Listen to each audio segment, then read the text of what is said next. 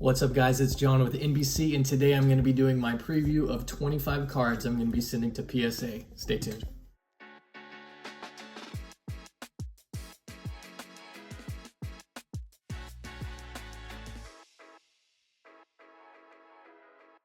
Alright guys, so like I just said, I'm going to be sending 25 cards to PSA. This is over $3,000 worth of raw cards. I'm going to be showing you them here in just a second. It's going to be pretty interesting because we have 14 cracked cards that we're going to be sending, a lot of HGA and some more BGS. So without further ado, let's go ahead and throw them on the screen here. So first card is not actually mine, it's an NBC card. This is a leftover card we had from the end of football season. It's a really clean looking select, I want to say this tricolor from the select set. It is a prism, so very cool card.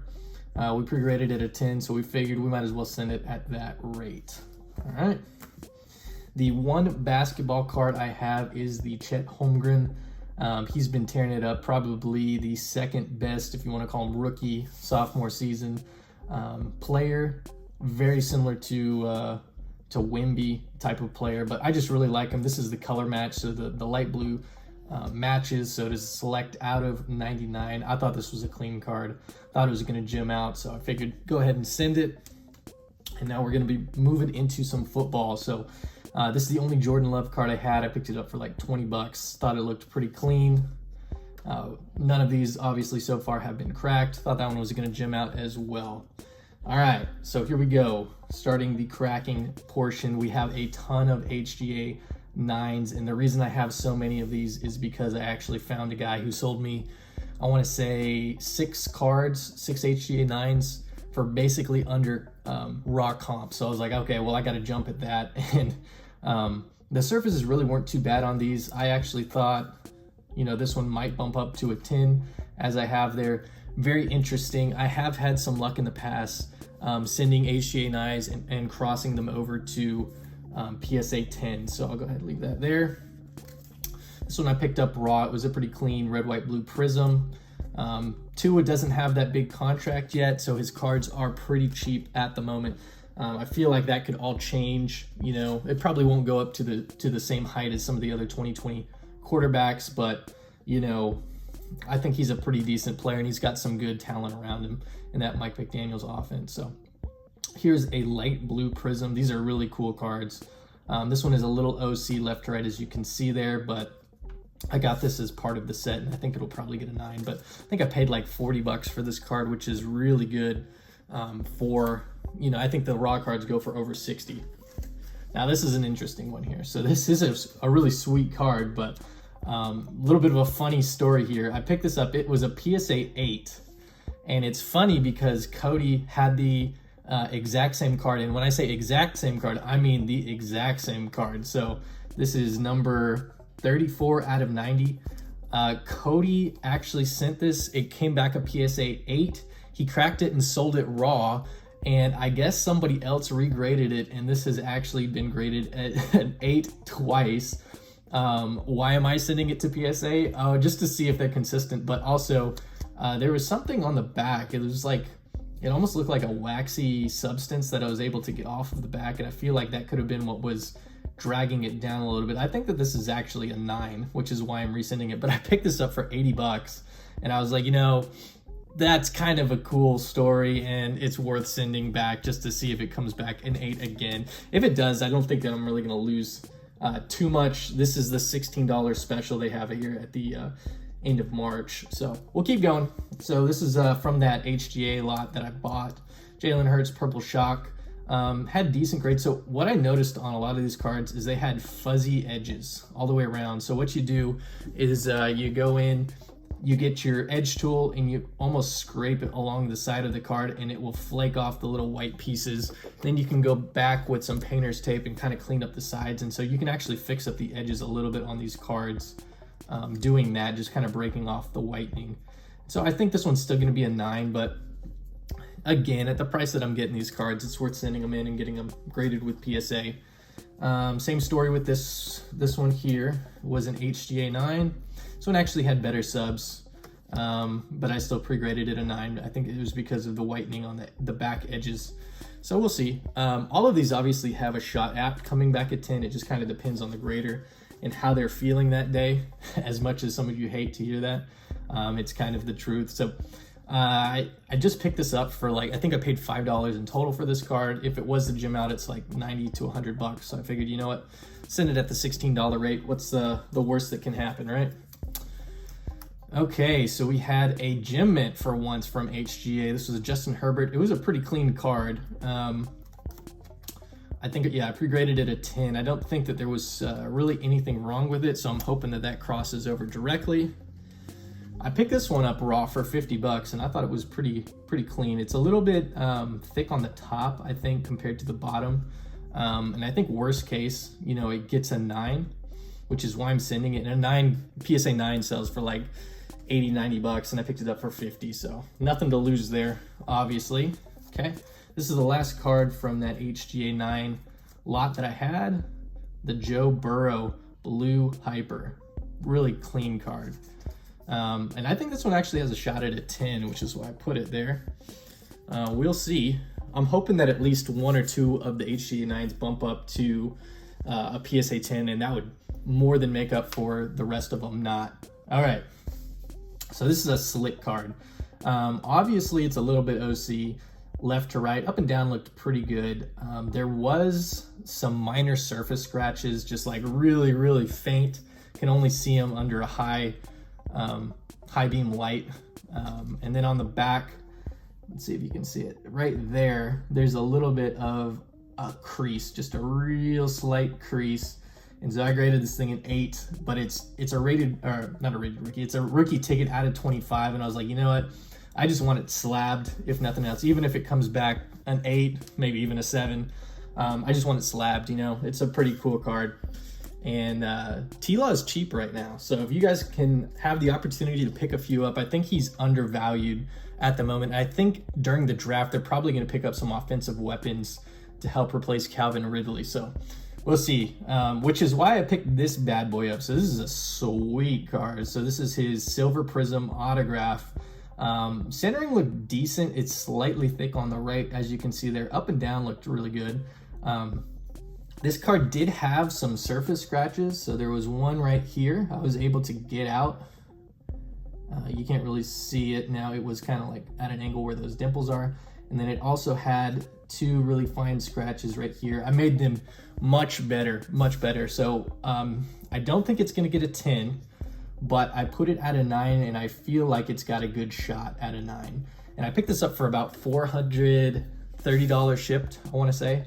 So for a Silver Prism autograph of Trevor Lawrence, he's super down right now. I think that he's a good buy, because at a 9, this sells for over 600 bucks. So if it comes back at 9, it's a huge win. If it was to come back at 10, that'd be a massive win. But I don't think that's going to happen. All right. Moving along, this is a weird grader here, and I finally picked up an Aaron Rodgers rookie chrome card. So Jim Grading is not really a legit grading company. I think it's like people that grade them themselves and then sell them. But I actually got this below raw comps, so I was like, what the heck. Obviously, it's a little bit thick on the right, but every single one of these Aaron Rodgers cards are very heavy on the right. This one's actually pretty good compared to the majority of the cards I've seen. I have seen some PSA 10s with this kind of centering just because they are all so bad. Up and down, it looked pretty good.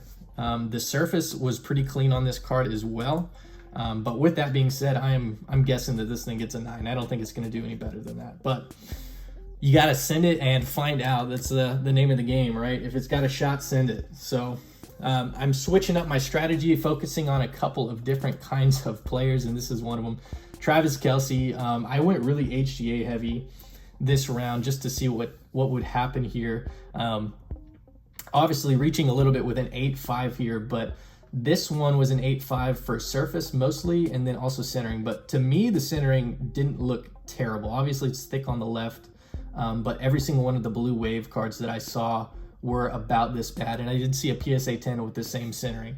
The surface did have a bunch of scratches, and I was able to probably get 90% of them off, which is awesome. With that being said, I think it probably comes back a 9, but that's a pretty big win because I got this card for $105, and a 9 goes for over 200. So that would be close to doubling my money if it comes back a 9, which is sweet. And then taking another shot at a Travis Kelce card, we have the X-Fractor here. This is a sweet card. So the centering looked great on this one.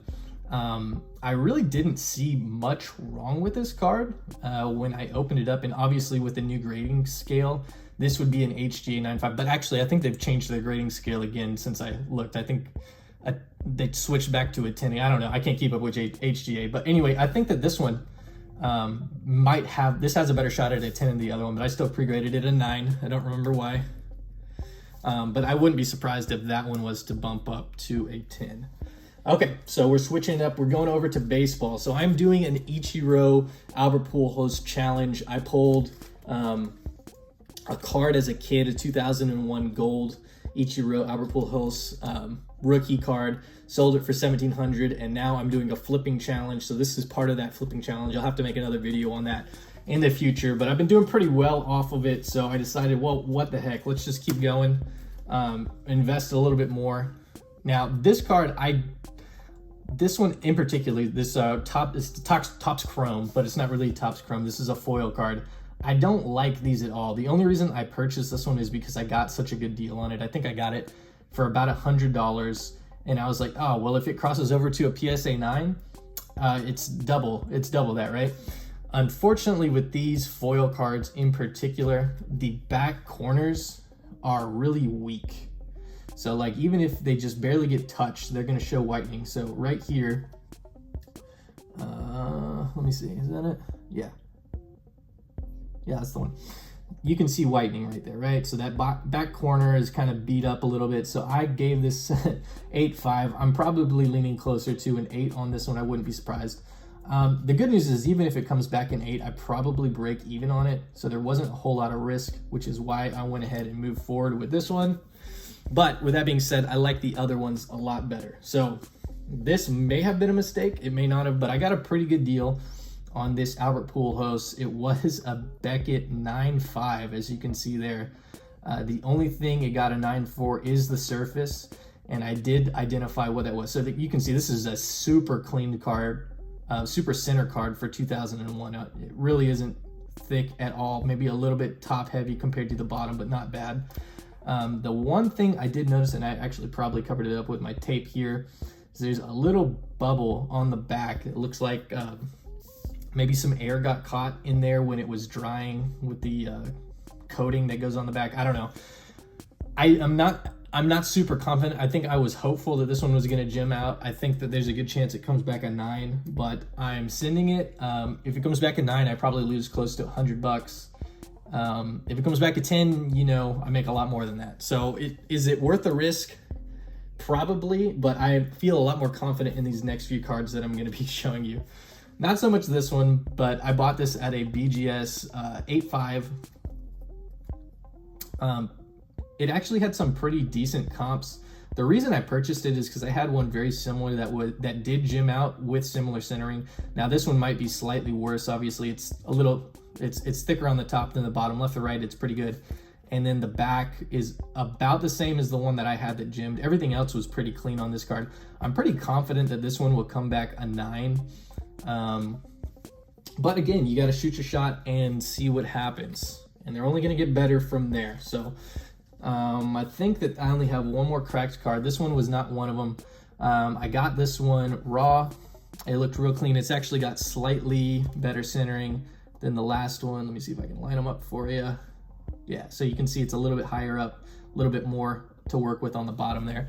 This one has a slightly better chance of gemming. The surface looks super clean on this card. I still pre-graded it a 9. I think it'll probably come back a 9. But this one is very similar to the one that gemmed out for me in the last video that I had. Now, this one, on the other hand, super good centering compared to the other one. So let me show you side by side here. So as you can see, this one really isn't thick on any side. It looks almost uniform, very close to 50-50. Same on the back. So you can see that the centering up and down is much better on this card than this card. And as you can see, I pre-graded this one a 10. Excuse me. I think that this one's got a legit shot. I mean, the surface was clean. I got this card raw from somebody in Seattle, and that's the best place to get him, right? Because he's a Seattle man, or maybe slightly thick on the right, but again, it's so close. They will work with you, and I think out of all my Ichiro cards, this one's got the best chance at a gym. So I just need 1 or 2 of these to gym, and it more than makes up for everything else. All right, so this is the card I was referring to earlier that has Ichiro and Albert Pujols on it. That really got my challenge started, and it is so hard to find these cards centered. And I bought this one, and yes, it was a Beckett 9, super good subgrades except for surface. And what was going on with the surface is right somewhere around, yeah, you can actually see it right there. Focus. There's a slight print line that kind of runs up to the R of the Ichiro on the card. So because of that, I feel like this one's not going to gem. I think it's probably going to get a 9. Everything else on this card was phenomenal though. So like the centering was great, corners great, edges are great. No whitening on the back at all. So very cool card. Do I think it's going to gem? No. But with that being said, I have this bad boy. I actually got this card from the same person I bought that Ichiro that I pre-graded a 10 from.